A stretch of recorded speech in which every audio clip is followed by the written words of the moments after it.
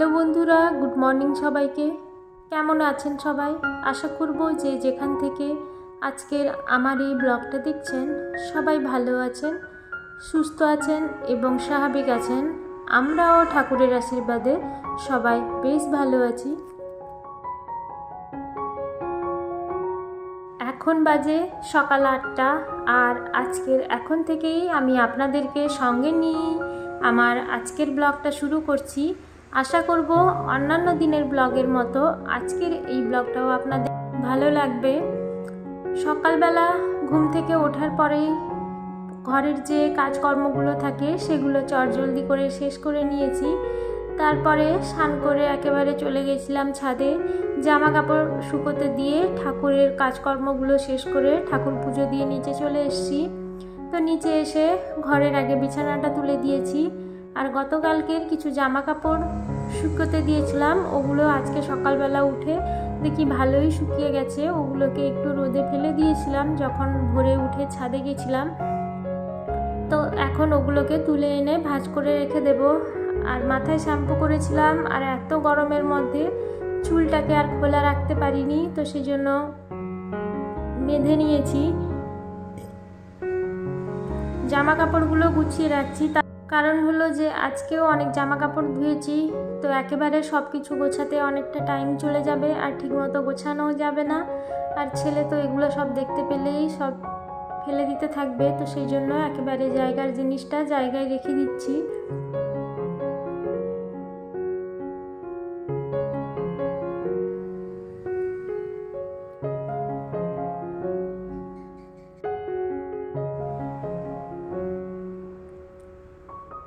গাছগুলো অনেক দিন ধরে দেখছি যে জল দিতে জলগুলো টবে থাকছে না, মানে মাটিটা উপরে একেবারে চর পড়ে গেছে। তো ওগুলোকে একটু দা দিয়ে একটু কুপিয়ে কুপিয়ে দিচ্ছি, যাতে গাছের গোড়ায় জলটা দিলে জলটা ভেতরের দিকে ঢুকে যেতে পারে।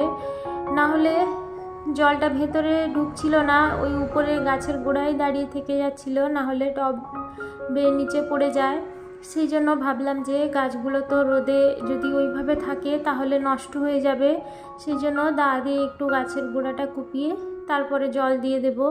সকাল বিকাল দুবেলা করেই জল দিতে হচ্ছে, না হলে দেখছি সকালে যেদিন জল না দিচ্ছি তো দুপুরবেলার দিকে দেখছি গাছগুলো একেবারে নেতিয়ে পড়ছে। প্রচণ্ড গরম, আর যেহেতু টবটা ছোট তো মাটিও কম ধরেছে, ওই জন্য গাছগুলোতে দুবেলা করেই জল দিতে হয়। গাছে জল টল দিয়ে এবার সকালের জন্য একটু জলখাবার বানিয়ে নিচ্ছি, ছেলের জন্য একটু বানাবো, আর আমার হাজব্যান্ডও এটা খেয়ে অফিসে চলে যাবে। আসলে এতটাই গরম যে কিছুটা কাজকর্ম করার পরেই দেখছি জামা কাপড় পুরোই ঘামে ভিজে যাচ্ছে, আর আমার তো প্রচণ্ড ঘাম হয়, সেজন্য জামা কাপড়গুলো চেঞ্জ করে নিয়েছি। কারণ ওভাবেই ভিজে জামা কাপড় যদি পরে থাকি তাহলে কিন্তু ভীষণই সমস্যা হবে। মানে ধরুন ওখান থেকেই ঠান্ডা সর্দি কাশি এখন তো সবার লেগেই আছে। দুপুরে জলখাবারটা বানিয়ে খাওয়া দাওয়া প্রায় হয়ে গেছে সকালের সবার। তো এবার দুপুরে রান্নার জন্য চলে এসেছি। আজকে একটু চিকেন হবে, আর ওদিকে ভাতটাও চাপিয়ে দিয়েছিলাম, ভাতটা হয়ে গেছে। চিকেনটা ম্যারিনেট করে রেখেছিলাম, এবার সমস্ত মশলাগুলো কষিয়ে ওর মধ্যে চিকেনটা দিয়ে হালকা করে আঁচটা কমিয়ে দিয়ে রান্না করে নেব, মানে ভালো করে কষাবো, তারপরে গিয়ে ওর মধ্যে একটু জল দেব। মাংস রান্না হলে কিন্তু বেশ সুবিধা হয়, মাংসটাকে এইভাবে চাপিয়ে দিয়ে অন্যান্য সমস্ত কাজকর্মগুলো শেষ করে নেওয়া যায়। তো এর মধ্যে একটু গরম জল দিয়েছি, গরম জলটা দিলে কি হয় তাড়াতাড়ি ঝোলটা ফুটেও যায়, আর স্বাদটাও দেখেছি একটু ভালো হয়। ধনেপাতা কুচি একটু দিয়ে এবার নামিয়ে নেব।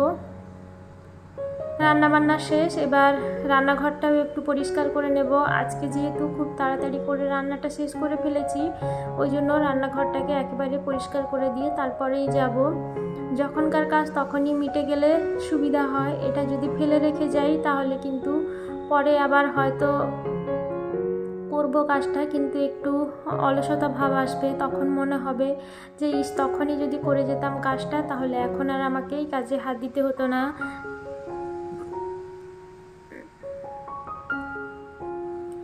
বন্ধুরা, এভাবেই আমি এই প্রচণ্ড গরমের মধ্যে বাড়ির কাজকর্মগুলো আস্তে ধীরে করে শেষ করে নিই, কারণ এখন শরীরটাকে ঠিক রাখতে হবে। কারণ আমি যদি অসুস্থ হয়ে পড়ি তাহলে কিন্তু খুবই সমস্যা হবে। কারণ আমার ছোট্ট ছেলেটা তো আমি ছাড়াই কোনো কথাইও শোনে না, যা কিছু শুধু আমি খাওয়ানো থেকে শুরু করে সব কিছুই আমাকে করতে হয়। জলটুকু পর্যন্ত কারোর কাছে খেতে চায় না, সেই মা খাওয়াবে।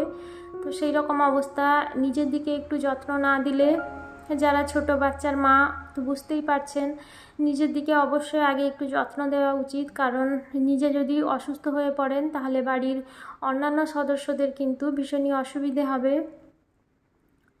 দুপুরে খাওয়া দাওয়া হয়ে গেছে।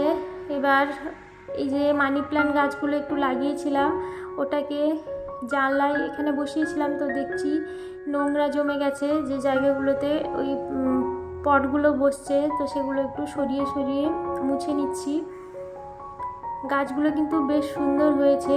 কাঁচের বোতলে ওই যে পেন্টগুলো আমি নিজেই করেছি, জল দিয়ে দিয়েছিলাম, খুব সুন্দর হয়েছে গাছগুলো। এবার জানলাটাকে একটু সুন্দর করে পরিষ্কার করে নিচ্ছি।